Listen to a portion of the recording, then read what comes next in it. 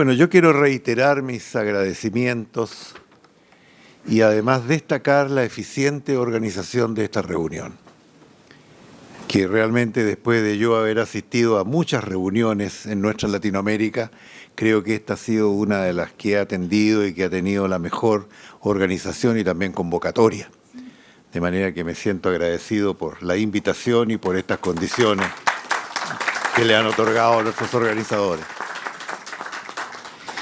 Y respecto del tema de fondo, nosotros abordamos la discusión, que es bastante amplia, desde luego, como materia que tiene que ver con financiamiento. Y discutimos varios de los ángulos que tenían que ver con esta materia, especialmente lo que tenía que ver con financiamiento de la investigación. Y también, por cierto, el financiamiento estudiantil, donde están todos estos problemas, ¿no es cierto?, que tienen que ver con este sesgo socioeconómico que muchas veces la gratuidad envuelve, producto de la composición socioeconómica de nuestros estudiantes. Pero una conclusión que a mí me pareció muy central en lo que estuvimos discutiendo era la aspiración de las universidades que allí participaron en la discusión a que existan mejores reglas. No es tanto la necesidad de mayores recursos, que sí, por cierto, está presente, pero mejores reglas asignativas, mejores políticas de Estado, mejores orientaciones en torno a qué señal da el Estado con los recursos que le entrega a las universidades.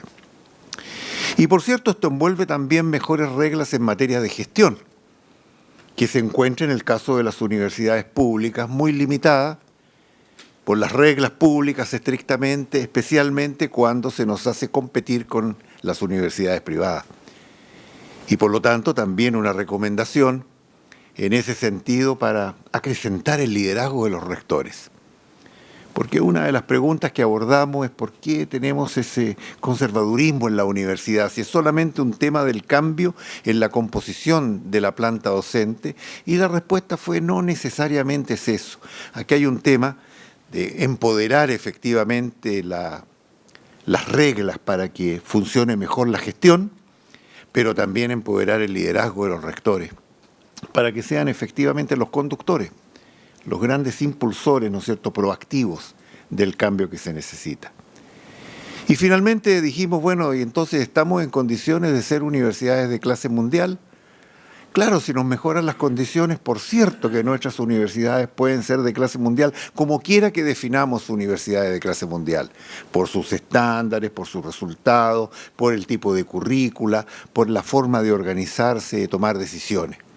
Pero ciertamente que eso requiere, como he dicho, cambios en las condiciones, en las reglamentaciones, en las orientaciones, ¿no es cierto?, que recibimos por parte de las políticas de Estado. Y finalmente una recomendación que también me pareció tremendamente pertinente.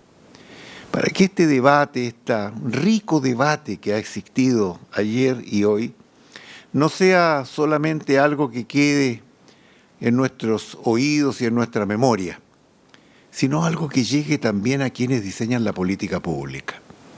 Y creo que eso es muy importante en la coyuntura actual que se encuentra el Perú, con una nueva ley que está en vías, ¿no es cierto?, de concretarse, como lo hemos escuchado ayer, y con un cambio de gobierno, que también es un signo, ¿no es cierto?, de esperanza para poder mejorar aquellas cosas que necesitan mejorarse decisivamente. Y por lo tanto, una de las recomendaciones que me pareció muy pertinente, ¿no es cierto?, a las autoridades de este encuentro, es que se haga llegar estas conclusiones a quienes diseñan la política pública, a quienes tienen que tomar decisiones y a quienes tienen la obligación de mirar no solo el presente en sus políticas, sino que también mirar el futuro y por lo tanto mirar el desarrollo y el desenvolvimiento de las universidades peruanas. Esas son mis palabras de conclusión, reiterando el agradecimiento especialmente a Manuel Burga por su esfuerzo exitoso de organizar esta reunión y llevarla a tan buenos resultados y conclusiones. Muchas gracias.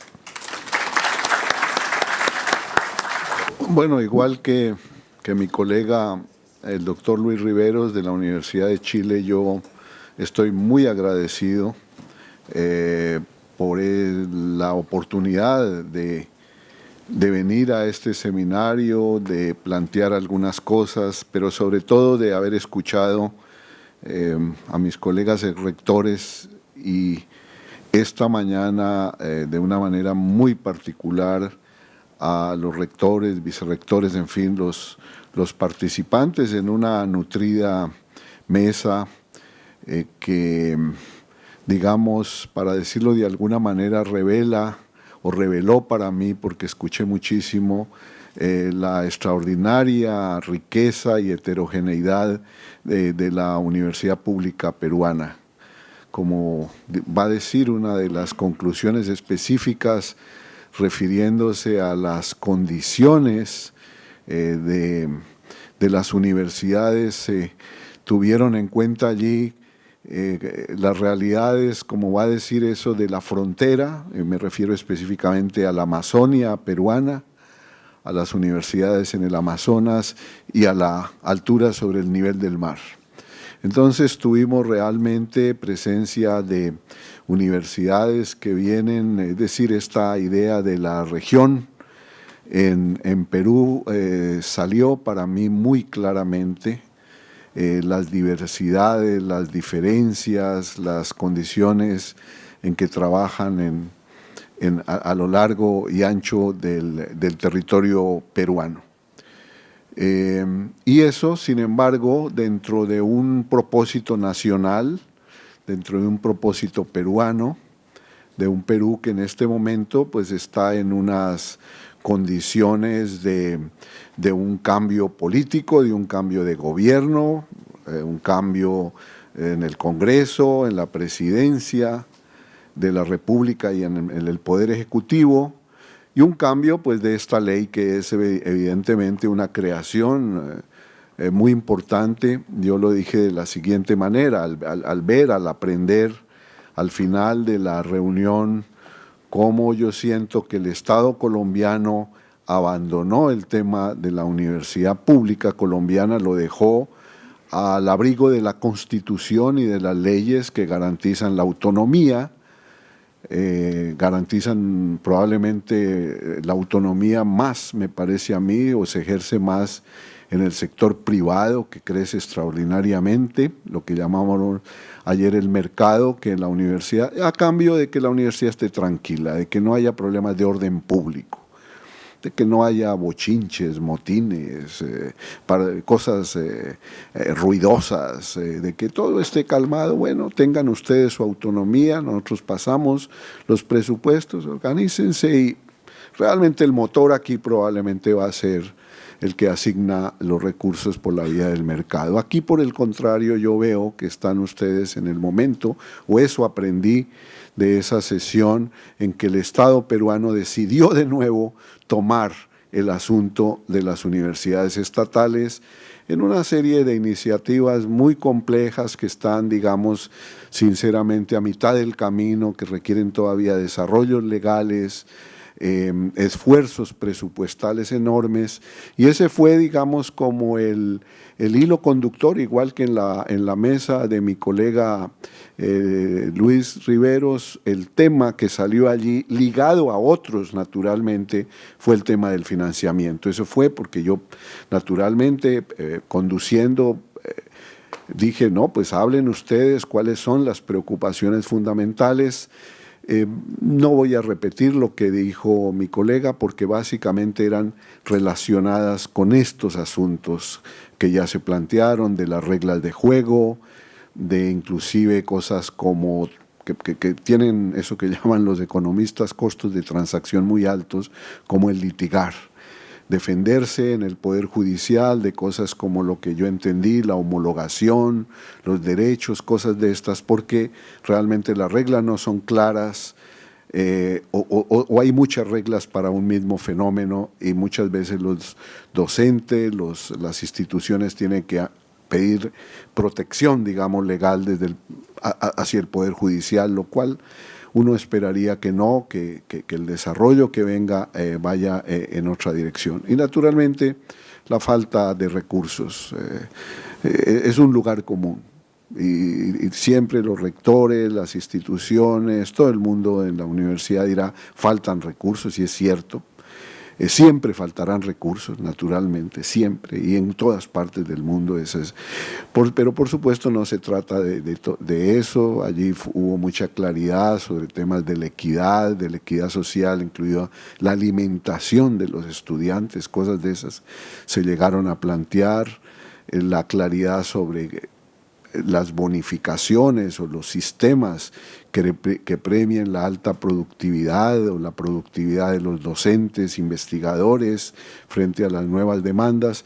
En todo caso, sí sentí muy claramente que desde todas las partes, digamos, los lugares geográficos del Perú, hay la inquietud fundamental por aclarar temas que comienzan todos con ese tema del financiamiento. Y ya vendrán entonces las conclusiones que allí, pues, por el relator y por el espíritu de los participantes van a ser sumamente escuetas, concretas, muy precisas, y seguro que le van a servir al ministerio. Y de nuevo, muchísimas gracias, de verdad, a los organizadores, los felicito. Todos nosotros estuvimos con mucho agrado por la recepción, por todas las reacciones de ustedes, y en particular a mi colega, el historiador, el gran historiador Manuel Burga, que fue como el alma de esta reunión. Muchas gracias. Es claro que las primeras palabras son de agradecimiento. Es un lugar común, pero que no se puede dejar de agradecer a los organizadores, a Manuel Burga, que hizo un trabajo magnífico, al Consejo Nacional de Educación, Procalidad, y toda la equipe. Fue todo muy bien organizado. Para mí, fueron los únicos 3 días de mi vida que casi no hablé portugués. Y tuve que hablar una lengua que jamás utilicé, pero que no es tan difícil, ¿eh? Si me entiende, va bien. Bueno, yo recibí de la organización una propuesta con 5 temas, muy buenos todos. Y pensé en abrir un poco más, colocando algo como, por ejemplo, el rol el rol social de la universidad como elemento de crecimiento para el ser humano. Es un tema interesante. También introducí la posibilidad de hablarmos de la importancia de la investigación en el contexto del crecimiento económico de un país. ¿Por qué es importante hacer esto en la universidad y en la universidad pública? Porque tengo mis creencias de que esto es importante. Acredito mucho en esto.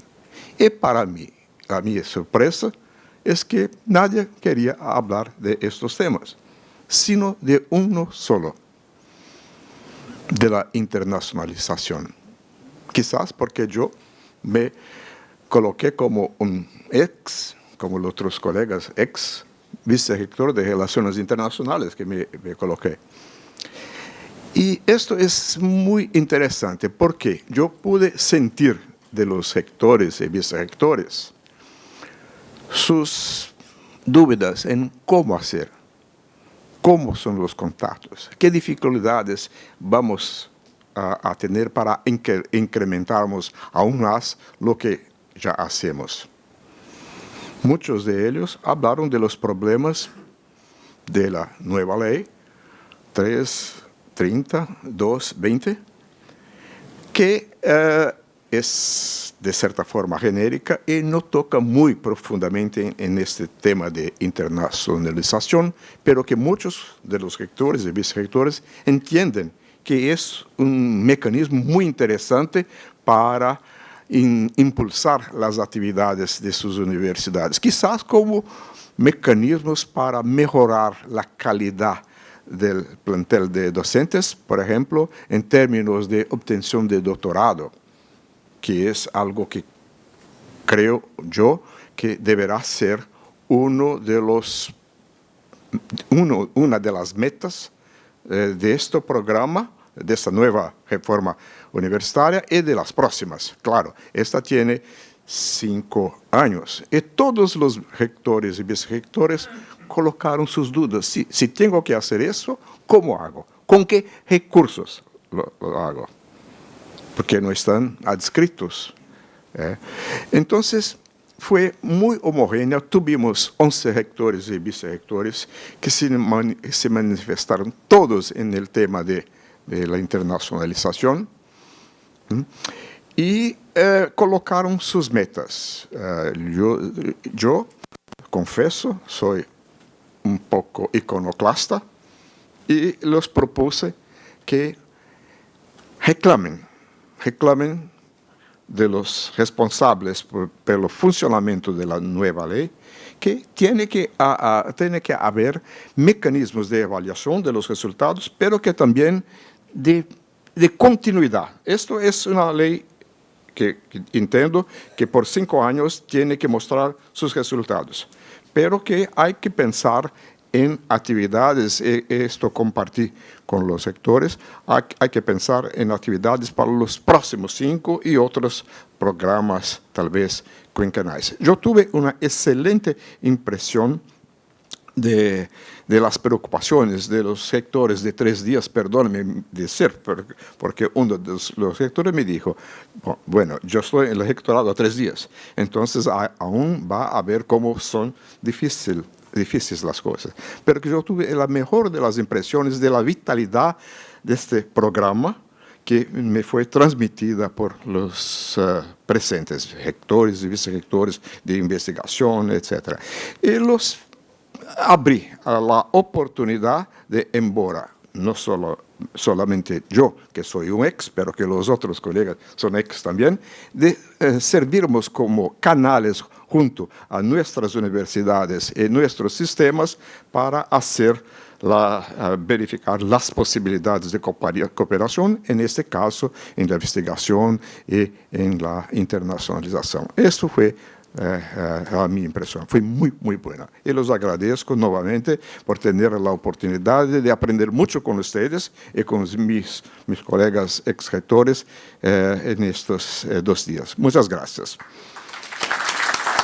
Muchas gracias. Ha sido un verdadero privilegio haberme considerado parte de un cartel espléndido de expositores, comentaristas, rectores, vicerrectores, directores de posgrado, docentes. Me parece que en el mundo de la universidad nada sustituye este tipo de encuentros.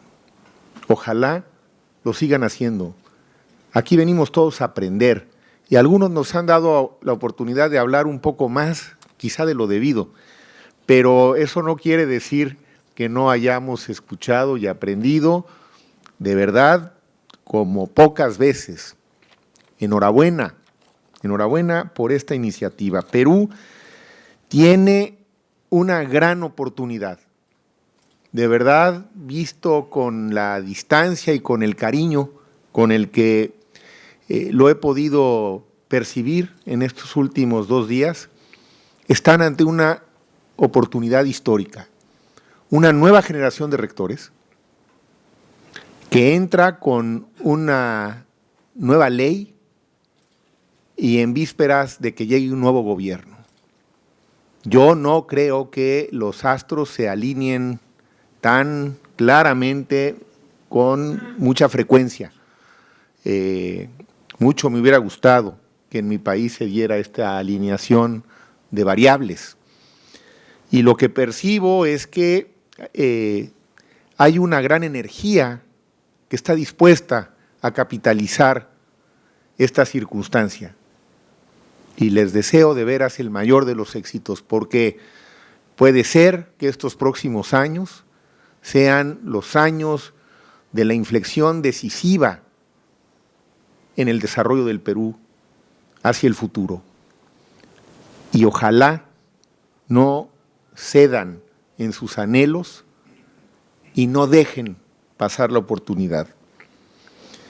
Veo que en todos los talleres hubo, como era de esperarse, elementos comunes. No voy a repetir lo que ya han dicho. Me parece interesante, sin embargo, resaltar en estos momentos, antes de la relatoría final, 4 o 5 puntos. Un gran tema en nuestro taller. ¿Qué puede hacer la universidad para gestionar y para ejercer mejor los recursos? No es nada más un asunto de gestionar más, es un tema de ejercerlos mejor. Yo me he quedado muy sorprendido de conocer de viva voz de algunos de ustedes que tienen recursos dormidos ahí, que no han podido ejercer por limitaciones burocráticas, normativas, etcétera. Un dinero en educación no ejercido es un dinero mal usado, porque esto deja de beneficiar a 1, a 100 o a 1000 estudiantes. No puede ser. Hay que encontrarle la fórmula, y ya lo veíamos, si la preocupación es la corrupción, la sobrenormatividad no resuelve la corrupción. Contra la corrupción, la desregulación, la vigilancia, la transparencia y la rendición de cuentas como compromisos ineludibles, no la sobrenormatividad.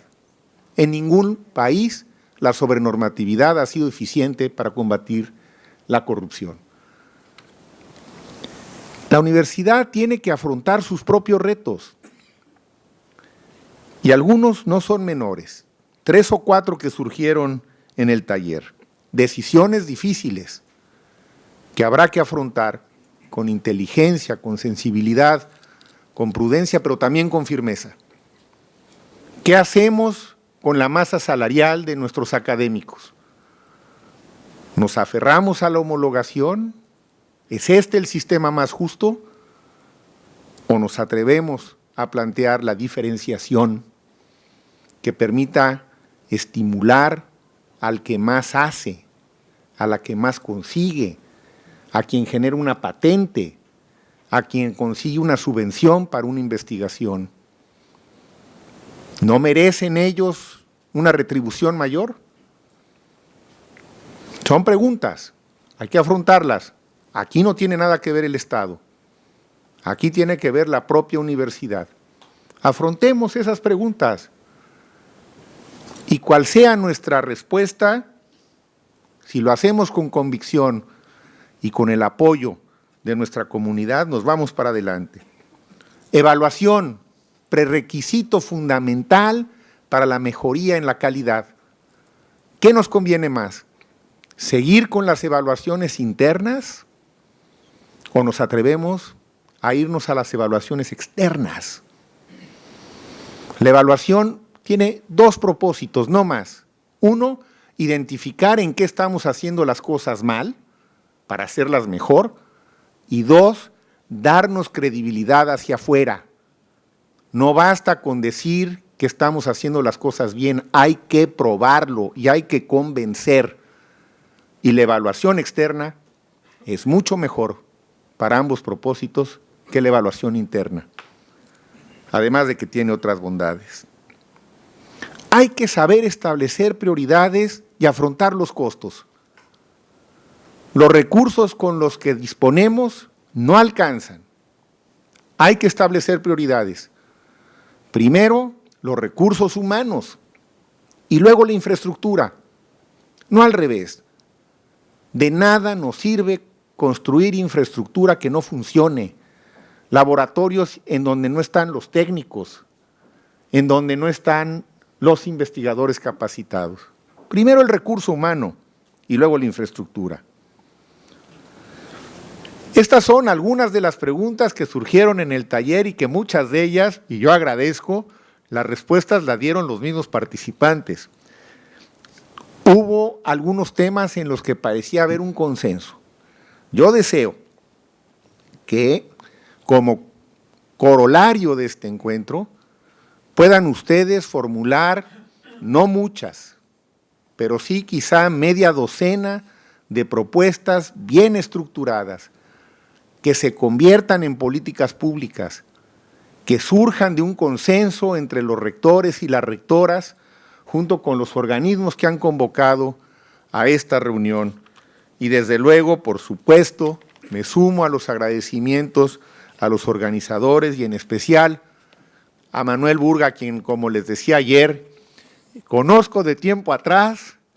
Hemos tenido que afrontar juntos muchas vicisitudes, a veces con mayor éxito que otras, pero lo que me alienta mucho es que lo veo a él y a todos ustedes como tienen que estar siempre las y los universitarios, en pie de lucha, porque esto nunca concluye. Muchas gracias.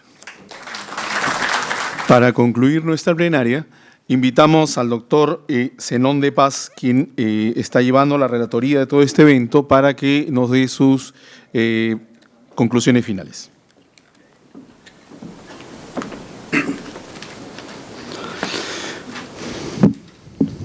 Muy buenas tardes a nuestros invitados en primer lugar, a los organizadores naturalmente, mi gratitud por esta invitación particular a efectuar la relatoría de lo discutido en estos 2 días, estas 2 jornadas intensas, que efectivamente toman cuerpo en un momento clave para la universidad. Me parece muy significativo que los invitados todos hayan rápidamente percibido estas particulares circunstancias en las que procesamos este diálogo.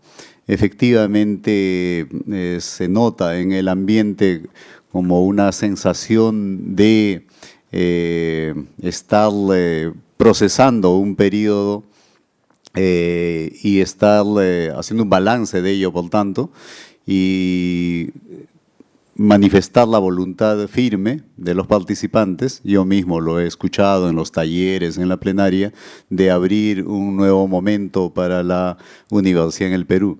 Confluyen efectivamente un conjunto de circunstancias que abren esa posibilidad. Se trata, por tanto, de una posibilidad y que ello se haga efectivo dependerá de muchos factores, entre ellos la persistencia de espacios de diálogo como este, ¿no? Bien, en relación a lo discutido hoy en los talleres, los lectores visitantes han hecho un buen informe que de alguna manera me libera de eso que ha sido bastante complejo, multifacético en cuanto a los intereses, ¿no? El día de ayer nuestro encuentro se abrió, como no podía ser de otro modo, con la participación de los anfitriones. El Consejo Nacional de Educación estuvo presente con su presidente aquí entre nosotros también, el doctor Hugo Díaz Sánchez, quien ratificó el compromiso del Consejo Nacional de Educación con las reformas en curso en la educación superior en su conjunto, no solo en la universidad, donde ya tenemos una nueva ley en cuyo marco está tomando cuerpo esta discusión, sino también con la educación superior no universitaria, que igualmente va camino a dotarse de un nuevo marco legal y de nuevas condiciones para su funcionamiento. El eje de esta reforma, naturalmente, es la búsqueda de mayor calidad académica, mayor calidad institucional. Y allí hay un conjunto de compromisos del Estado que el Consejo Nacional de Educación ha hecho posible. Tenemos un conjunto de lineamientos de política de Estado que hace ya 10 años el gobierno de entonces hizo suyos y los presentó como matriz de políticas de Estado en el Perú para la educación superior y que provinieron del Consejo Nacional de Educación, precisamente, ¿no? Un documento que a estas alturas ya considero yo es una referencia histórica.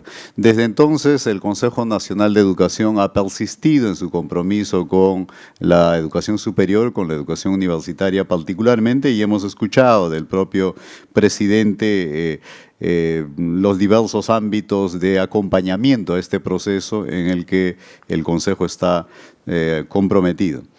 Tuvimos luego la participación del doctor Manuel Burga, ex lector de San Marcos, miembro del Consejo Nacional de Educación, encargado en esa instancia del tema educación superior, que a propósito de un lema que en San Marcos tomó cuerpo durante su gestión electoral, Universidad abierta al futuro, ensayó una reflexión en relación a los retos que enfrenta la universidad peruana y que ahora conviene considerar con la mayor atención. Las universidades peruanas suelen tener un largo arraigo en el tiempo, las universidades públicas en particular y aquellas que han sido consideradas por la ley emblemáticas. San Marcos entre ellas, aún en el nombre, ¿no? La Universidad Nacional Mayor. Pero claro, nos preguntamos en qué sentido es que viene a ser una universidad nacional y en qué sentido es que le corresponde esta condición de universidad mayor. Espontáneamente ello tiende a anclarse en el pasado, en las referencias a la tradición, 465 años a estas alturas, pero como lo relataba muy bien Manuel, durante su gestión más bien hubo una apertura hacia el futuro. Esta tradición como un capital simbólico que nos permitiera entrar con fuerza en la agenda de discusión sobre la educación superior que ya en el mundo estaba instalada y que los demás participantes fueron desglosando. Así, el doctor Marco Palacios de la Universidad Nacional de Colombia empezó su disertación haciéndonos notar, como ocurrió también con otros ponentes, esta tensión que quizá defina el destino de la universidad pública, la tensión entre la búsqueda de calidad, con todas las exigencias que ello supone, y la exigencia nítida en el caso de las universidades públicas, particularmente de contribuir a la equidad en nuestros respectivos países. Entendiendo que la equidad no solo tiene que ver con la ampliación de la cobertura, sino también con la inevitabilidad de accesos diferenciados, ¿no? De esto que alguna gente llama acción afirmativa, tomando en cuenta que los estudiantes que aspiran a ingresar a la universidad son de diverso origen y de diverso origen también en cuanto a formación previa, frecuentemente en circunstancias que ellos no han elegido, ¿no? El doctor Palacios nos presentó algunas consideraciones en relación a lo que él mismo llamó premisas de una reforma académica, premisas y alcances, obviamente, de una posible reforma académica, enfatizando dos elementos: la entrada a este proceso complejo que es la universidad, cuyo mayor componente, claro, son los estudiantes que provienen de una educación secundaria, primaria, donde hay en nuestros países serias dificultades.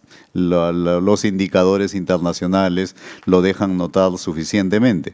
Aún en el caso del Brasil, que es el que quizás resultó más notable en cuanto a, en el caso específico de la Universidad de Sao Paulo en cuanto a logros de investigación, el propio doctor Melgues señalaba también cómo hay enormes brechas en cuanto a equidad en el Brasil. Este alto porcentaje de analfabetos, a los que hay que sumar los analfabetos funcionales, y cómo eso se compatibiliza con una universidad pública que no renuncia al imperativo de buscar la equidad.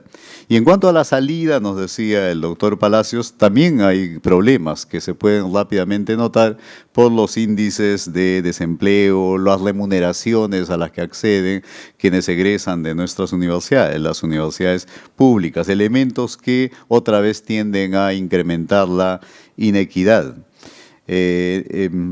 ¿Cómo incorporarse, por tanto, a la sociedad del conocimiento en la que ya estamos instalados, compatibilizando estos elementos y tomando en cuenta retos que nos plantean variables como el ritmo de obsolescencia de los saberes, sobre todo aquellos de orden técnico, lo cual implica reformular los términos de la educación, y eso ya va en curso. Estamos ya instalados en una lógica de educación de por vida, lo cual supone un incremento en el peso proporcional de los posgrados, el trabajo interdisciplinario, etc. Llamaba la atención en la intervención del doctor Palacios particularmente la similitud de los problemas de los que nos iba contando en la Universidad Nacional de Colombia y aquellas universidades de donde nosotros provenimos. En el caso de la Universidad de Sao Paulo, de cuya experiencia nos fue contando el doctor Melgues de Andrade, a propósito de lo que nos recordaba hace un momento de la intervención de Manuel Burga, esta tendencia nuestra a solazarnos con la antigüedad de nuestras universidades. San Marcos Decana de América, solemos decir, no tengo claro qué es eso, pero entiendo que alude a la antigüedad. Y como en el caso del Brasil, la universidad más antigua tiene 82 años, eso es lo que entendí, y sin embargo los desempeños son notables. Y sí, claro, algunas de las universidades más antiguas del mundo no están precisamente entre las más competitivas, ¿no? Lo cual nos lleva, de hecho, en unas circunstancias como las que estamos, urgidos de discutir a fondo el destino de la universidad, también a desmistificar algunos elementos que hacen parte de esa discusión. Ya recordaba que en el caso de Brasil igual salta en el informe que nos hacía el doctor Melgues, este desfase con la educación básica, ¿no?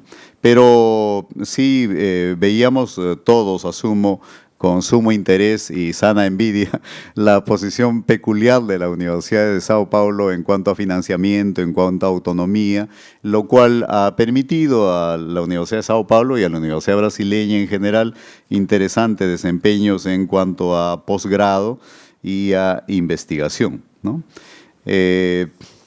Tuvimos luego la intervención del doctor Luis Riveros Cornejo de la Universidad de Chile, que ha tenido que dejarnos porque ya su itinerario está marcado y corría inmediatamente, ¿no?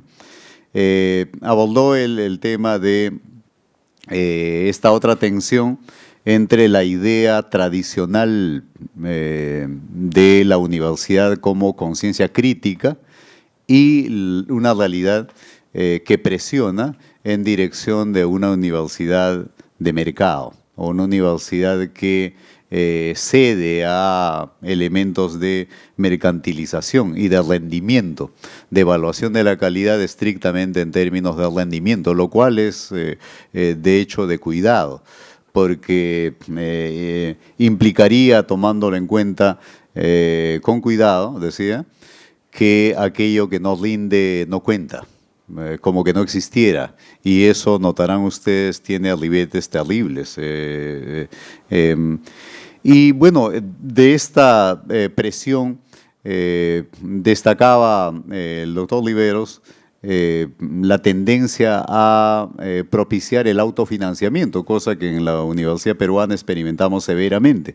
En el caso de San Marcos o en el caso de la UNI, entiendo, los recursos directamente recaudados bordean el 50% del presupuesto, ¿no? Y sin embargo, como también se ha comentado en los talleres, aquello producido por la propia universidad no puede gastarse, no puede invertirse con la suficiente flexibilidad, ni de lejos. Está sometido a un control asfixiante por parte del Ministerio de Economía y Finanzas, lo cual ya pone en entredicho la autonomía universitaria, ¿verdad?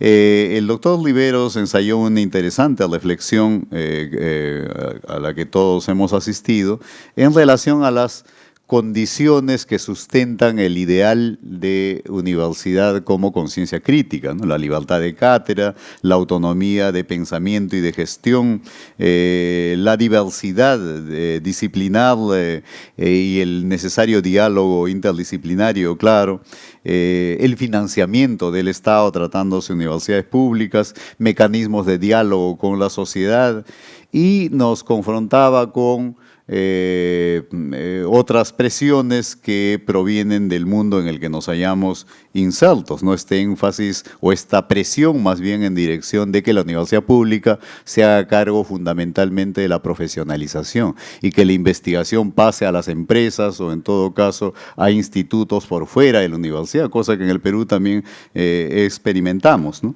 La tendencia que se ha instalado entre nosotros a que la universidad guarde silencio frente a los graves problemas nacionales, la inercia que igual suele jugarnos en contra frente a la necesidad de innovación. Y este déficit otra vez entre equidad y calidad. Y culminaba su intervención con una pregunta de largo aliento. ¿Qué espera el Estado de la universidad estatal? Las últimas intervenciones han vuelto a poner el énfasis en ello y han puesto a relieve las circunstancias de nuestra reunión. Estamos aquí dialogando con entidades asesoras del Estado en términos de política de Estado. Esto está promovido por el Ministerio de Educación, interviene con CITEC, estamos aquí en el local de la SUNEDU, y efectivamente cuando uno vuelve la mirada hacia atrás, hace no muchos años, estas circunstancias hubieran sido casi impensables, ¿no? Por último, el doctor Juan Ramón de la Fuente, ex lector de la Universidad Nacional Autónoma de México, una de las universidades latinoamericanas más destacables, nos volvía a confrontar con la pregunta abierta por el primer expositor sobre la compatibilidad entre equidad y calidad. Él lo ponía en los siguientes términos: si son compatibles, calidad, cantidad, cobertura, por ejemplo, y gratuidad, que es un tema particularmente álgido en las universidades públicas latinoamericanas. Las universidades nuestras están inmersas en procesos de globalización muy exigentes y quizá por la situación de México junto al coloso del norte, ¿no?, los Estados Unidos, el doctor de la Fuente nos ponía frente a un problema que aquí y en otras partes también ya empezamos a experimentar y que seguramente vamos a experimentar con mayor agudeza. El tema de que en el marco de los tratados de libre comercio y otro tipo de convenios multilaterales aparezcan en el escenario, digamos, franquicias de universidades extranjeras. Sedes de universidades extranjeras. Está el Estado en capacidad y sobre todo en voluntad de controlar esta competencia que ya la tenemos tocándonos la puerta. Lo mismo con el tema de la movilidad de docentes y estudiantes, que lo hacía notar el doctor de la Fuente, tiende a ir a los países de la OSD, por tanto generando ahí también flujos migratorios inequitativos, ¿no? La fuga de talentos que suele acompañar a ello. ¿Qué esfuerzos cabe hacer desde la comunidad universitaria, desde el Estado para revertir aquello? Terminaba su intervención el doctor de la Fuente recordándonos una experiencia que se ensayó hace más de una década con actores como él mismo, el doctor Buro aquí presente, la experiencia de la red de macrouniversidades de la América Latina y el Caribe. Es decir, un espacio de interlocución, de diálogo, de colaboración mutua de nuestra patria grande latinoamericana y las posibilidades que ello abre en la medida en que retomemos esas iniciativas. Esto también debe entrar seguramente en nuestra agenda. Aquí hay rectores, vicerrectores, altos funcionarios de nuestras universidades. Creo, para finalizar, que el solo hecho de esta presencia compartida, del diálogo compartido en estos días, ya es de por sí valioso, significativo. Y tenemos aquí, con los insumos provistos por nuestros notables visitantes, una agenda que seguramente enriquecerá el debate nacional que queremos afirmar efectivamente esté marcando como señal la voluntad compartida, esperamos también por los decisores de política, de afrontar el tema de la educación superior, de la universidad pública en particular, como un tema prioritario en la agenda nacional. Muchas gracias.